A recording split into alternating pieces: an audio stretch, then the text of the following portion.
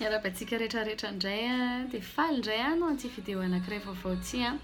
ahafahana mifanampy a misaotra andreo izay nanoratra tamin'ny Facebook nampahery a dia nisy koa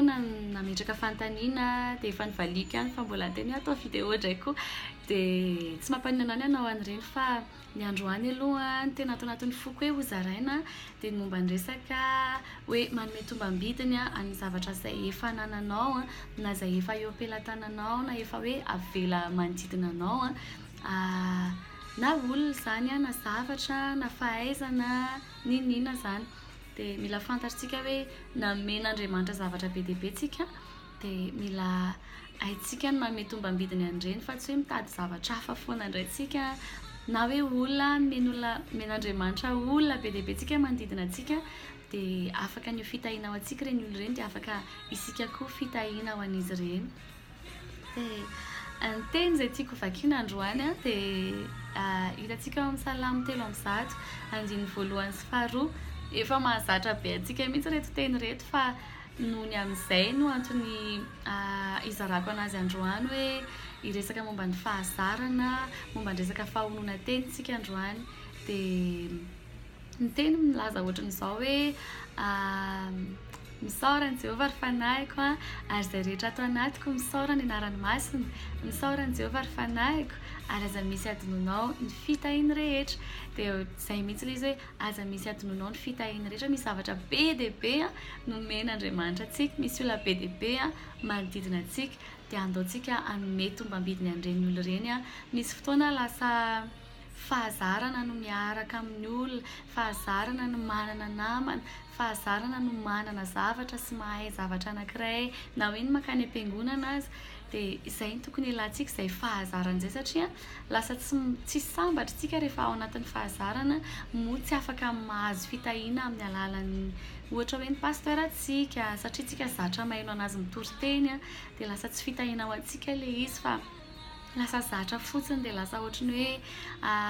tsy afapotsika misy hoe ohatra hoe manana namana ianao na ohatra hoe miaraka amin'ny olona koa ary ianao dia ohatra izany hoe rehefa zatra ianao fa tsy manome tombam-bidiny an'ilay olona miaraka aminao dia lasa tsy sambatra mihitsy ianao na hoe manana talenta nomen'Andriamanitra anao dia omeo tombam-bidiny ilay izy dia amin'izay ianao sambatra fa manina moa izany resaka fahasambarana satria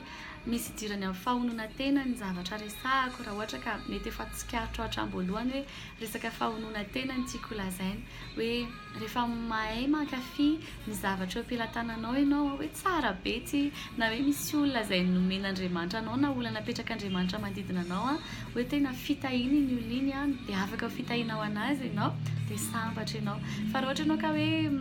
tsy afapo amin'ny olona manodidina anao na ny talenta nomenanao na ny vola nomenanao ohatra izany dia tsy ho sambatra mihitsy ianao satria ilay izy resaka toe-po ny ao anatin'ny fonao izany ny olona fa tsy hoe ilay olona manodidina anao dia raha ohatra ka hoe tsy mahay mankafy tsy mahay misaotra an'Andriamanitra tsika amin'ireny dia tsy ho afapo fa tsy mahalala onona mihitsy dia na omenantsika ary izao tontolo izao na omenantsika ary ny olona rehetra erak'izao tontolo izao na omenantsika ary ny vola rehetra erak'izao tontolo izao sy ny talenta rehetra izay misy dia tsy ho afapotsika satria ny fotsika mihitsy ny tsy mety afapo dia izay ny tiako tenen'androany hoe mba jereo andao jerentsika hoe izavy napetrak'Andriamanitra manodidina anahy inavy ny zavatra manodidina anahy inavy ny zavatra ananako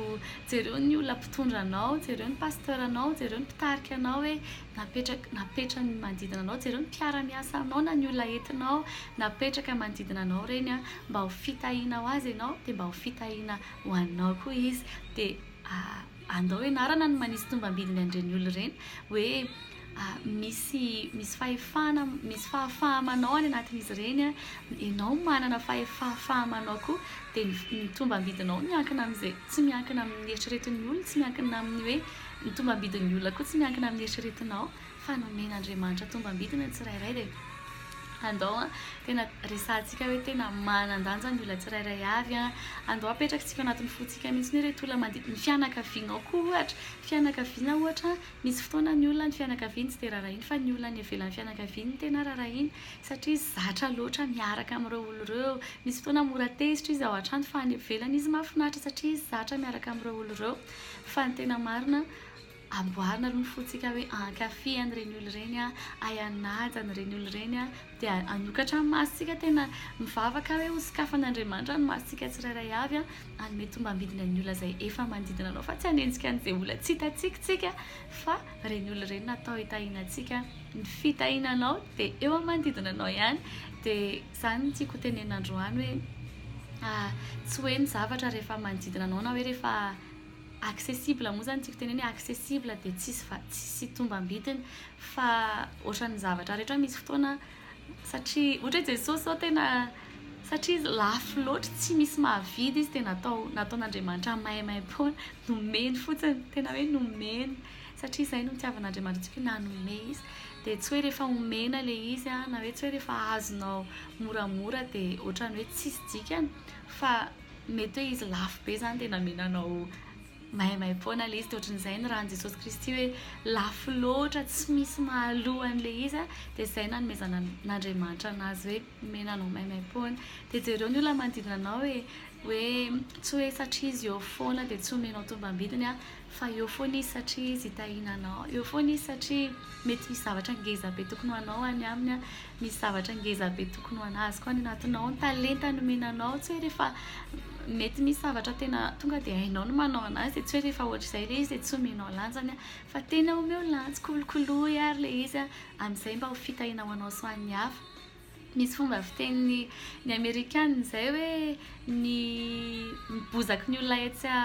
ny bozaky ny olona manodidina anao na hoe ny bozaky ny olona mpiray vodi-rindrina aminao izy tsara kokoa noho ny eo aminao foana ny tiany tenena amin'izany hoe ny fomba fijerintsika misy fotoana rehefa eny amin'ny hafa ilay izy dia tiantsika kokoa fa rehefa eo amintsika dia tsy dia tiantsika loatra dia misy fotoana ohatrany hoe mety manana zavatra na misy hoe misy olona mifanerasera aminao dia rehefa mifanerasera amin'ny olo-kafa izy vohitanao haika ino ohatr' izao fa teo akaikinao izy mety hitanao hoe tsy dia tena nirarahinao loatra dia manomboka izao tena sokafa ny maso raha mbola tsy mahita ianao dia angatao Andriamanitra hanokatra ny masonao ahita hoe haika ny olona manodidina anao tena misy zavatra ngeza be any anatiny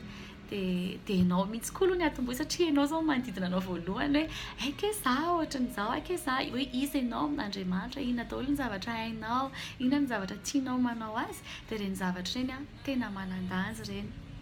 dia averiko vakiana ilay teny teo